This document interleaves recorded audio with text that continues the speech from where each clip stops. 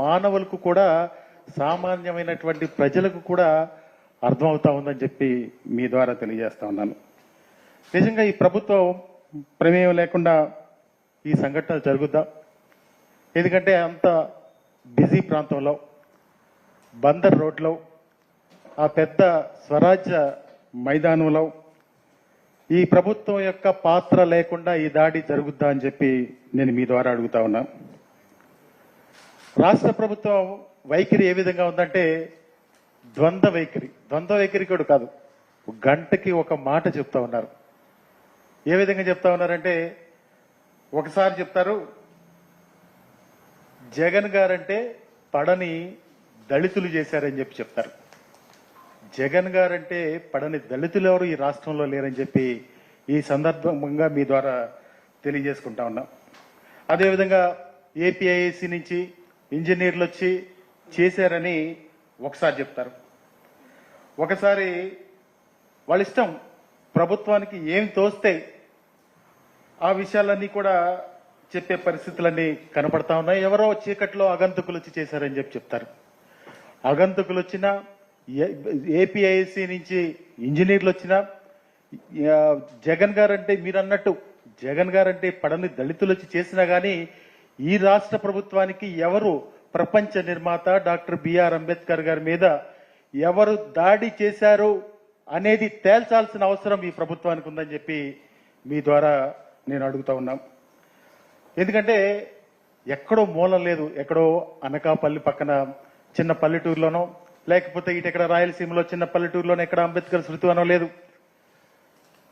ఈ విజయవాడ నడిబొడ్డున అంటే ఒక పక్కన రాజ్యాంగాన్ని పరిరక్షించే గవర్నర్ గారి బంగ్లా ఉంది, ఓ పక్కన కలెక్టర్ గారి కార్యాలయం ఉంది, ఓ పక్కన కోతవేటు దూరంలో పోలీస్ కమిషనర్ ఆఫీస్ ఉంది. అంటే వీటిలన్నిటి మధ్యన ఉన్నటువంటి రాజ్యాంగ నిర్మాత డాక్టర్ బిఆర్ అంబేద్కర్ గారి స్మృతివనానికి రక్షణ లేదంటే ఈ రాష్ట్రంలో ప్రభుత్వం ఏ విధంగా చేస్తా ఉన్నారో మనందరికీ అర్థమవుతా ఉంది. నిజంగా వాళ్ళు అంతమంది వచ్చి బహిరంగంగా, నిజంగా ఒక వీడియో కూడా ఉంది మా దగ్గర, ఆ వీడియో కూడా చూస్తే మన క్లియర్గా మనకి రాష్ట్ర ప్రజలకు కూడా అర్థమవుతుంది. ఒకసారి వీడియో ప్లే చేయండి. అది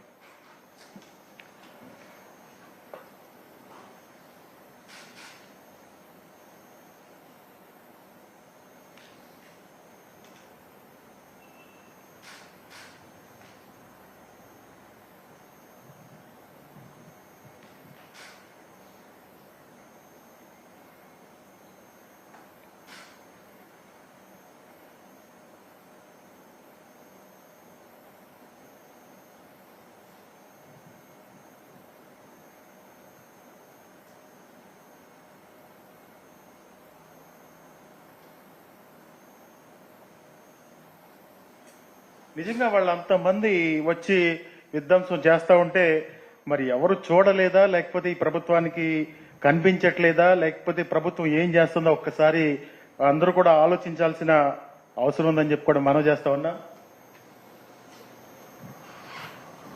రాత్రిపూట ఒక్కసారిగా లైట్లు ఆపి ఏం జరిగింది అనే వ్యవహారం అక్కడ కనీసం స్టాఫ్ ఉంటారు, ఆ స్టాఫ్ కూడా కనీసం పోలీసులకు తెలియజేయలేదని మనం భావించాలా?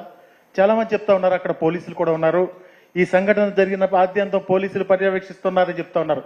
అది ఎంతవరకు అది కరెక్టో, ఒకవేళ అలాంటిది జరిగితే ఈ రాజ్యాంగంలో అది ఎంతవరకు సమంజసమో మనందరం కూడా ఒక్కసారి ఆలోచించేయాలి. అదేవిధంగా ఏపీఐఏసీ నుంచి ఇంజనీర్లు వచ్చారన్నారు. ఆ ఇంజనీర్లు వచ్చినప్పుడల్లా అక్కడ స్టాఫ్ కనీసం పోలీసులకి తెలియజేస్తే, ఒకవేళ పోలీసులు లేరనే భావిద్దాం, పోలీసులకి తెలియజేస్తే పోలీసులు కూతవేటు దూరంలో ఉన్నప్పుడు రావడం అది పెద్ద ఆలోచించాల్సిన విషయం. ఒకసారి మనందరం కూడా ఆలోచన చేయాలి. పైగా ఈ స్మృతివనం ఎక్కడ, బందర్ రోడ్లో అందరికీ విజిబిలిటీ, ఎందుకంటే ఆ టైంలో కూడా చాలా మంది ఆ ప్రాంతంలో సంచరిస్తూ ఉంటారు. అలాంటిది అక్కడ దాడి జరుగుతుంటే కనీసం పట్టించుకోలేదంటే ఈ రాష్ట్రంలో ఏదో జరుగుతుందంటున్నారు, విధ్వంసాలు జరుగుతూ ఉన్నాయి, దాడులు చేస్తూ ఉన్నారు. ఆ దాడులను కూడా ఏదో వ్యక్తిగతంగా జరిగిన దాడులు అంటా ఉన్నారు, లేకపోతే ఏదో వాళ్ళకి ఉన్న తగాదాలకు వచ్చి జరిగిన దాడులు అంటారు. ఇవన్నీ రకరకాలుగా మాట్లాడే హోంమంత్రి గారికి ఆవిడ దళిత సామాజిక వర్గం నుంచి వచ్చి దళిత కాన్స్టిట్యున్సీ నుంచి గెలిచి ఆవిడ డాక్టర్ బిఆర్ అంబేద్కర్ గారి మీద దాడి జరిగితే కనీసం స్పందించే గుణం ఆవిడికి లేదు. ఎందుకంటే ఆవిడ ఎంతసేపు కూడా ఆవిడ అంటారు, హోంమంత్రి గారు పులివెందుల ఎమ్మెల్యే గారు అంటారు. ఆవిడ కూడా పాయకరావుపేట మాజీ ఎమ్మెల్యే గారు అనే విషయాన్ని ఒక్కసారి గుర్తు చేసుకోవాల్సిందిగా హోంమంత్రి గారికి చెప్తా ఉన్నాం. ఎందుకంటే ఏది పడితే అధికారం శాశ్వతం కాదు. ఏది పడితే ఏది నోటికొస్తే అధికారాన్ని బట్టి మాట్లాడడం అది ఎంతవరకు కరెక్టో హోంమంత్రి గారు విజ్ఞతకే వదిలేస్తా ఉన్నాం. పక్కనే పోలీస్ కమిషనర్ ఆఫీస్ ఉంది. పోలీస్ కమిషనర్ ఆఫీసు లో ఉన్నటువంటి మా పోలీసు సోదరులు చెవులకు కానీ కనీసం ఒక కంటికి కూడా కనిపించలేదు. డాక్టర్ బిఆర్ అంబేద్కర్ గారి స్మృతివనం మీద దాడి చేస్తా ఉంటే ఒక్కసారి మనం అందరం కూడా ఆలోచించాలి. రాష్ట్రంలో ఎటువంటి పరిపాలన జరుగుతా ఉందో, దిగజారినటువంటి శాంతి భద్రతలకు ఇదే ఒక నిదర్శనంగా మనందరం కూడా భావించాలి. రాష్ట్రానికే తలమానికంగా ఉన్న అంబేద్కర్ మీద దాడిని వైఎస్ఆర్ కాంగ్రెస్ పార్టీ తరపున రాజ్యాంగ అభిమానులు ఈ రాష్ట్రంలో ప్రజలందరూ కూడా ఖండిస్తా ఉన్నారని చెప్పి ఈ సందర్భంగా మనం చేస్తా ఉన్నాం. ఈ రోజు కూడా చంద్రబాబు నాయుడు గారికి డాక్టర్ బిఆర్ అంబేద్కర్ గారి మీద కానీ, డాక్టర్ బిఆర్ అంబేద్కర్ గారి భావజాలం మీద కానీ ఏ రోజు కూడా ఆయనకి ప్రేమున్న పరిస్థితులు ఉంటే ఈ దాడి ఒకవేళ దుండగ ద్వారానే జరిగితే వెంటనే కూడా ఈ పార్టీకి చర్యలు తీసుకుని వాళ్ళని శిక్షించే విధంగా చేసేవాళ్ళు. కానీ ఇది చూస్తా ఉంటే ఈ దాడంతా కూడా ఈ రాష్ట్ర ప్రభుత్వం వెనుకుండే జరిగిందని చెప్పి కూడా ఈ సందర్భంగా తెలియజేసుకుంటా ఉన్నాను. అదేవిధంగా స్వరాజ్య మైదానంలో మొదటి నుంచి కూడా చంద్రబాబు నాయుడు గారికి అక్కడ అంబేద్కర్ గారి విగ్రహం పెట్టడానికి ఇష్టం లేదు. ఆయన ముఖ్యమంత్రిగా ఉన్నప్పుడు 5 సంవత్సరాలు రాజధానిలో డాక్టర్ బిఆర్ అంబేద్కర్ గారి విగ్రహాన్ని పెడతానని చెప్పారు. 5 సంవత్సరాలు కూడా మరిపించారు. 5 సంవత్సరాలు మరిపించిన తర్వాత మళ్ళీ ఎన్నికలకు వెళ్ళినప్పుడు ప్రజలు తిరస్కరించారు. తర్వాత జగన్మోహన్ రెడ్డి గారు వచ్చిన తర్వాత అత్యంత ప్రతిష్టాత్మకంగా స్వరాజ్ మైదానంలో 400 కోట్ల రూపాయలు ఖర్చు పెట్టి అక్కడ విగ్రహాన్ని ఏర్పాటు చేస్తే ఆయనకి ఏంటంటే అంతకుముందు దీని అంతటికీ ఒక కారణం ఉంది.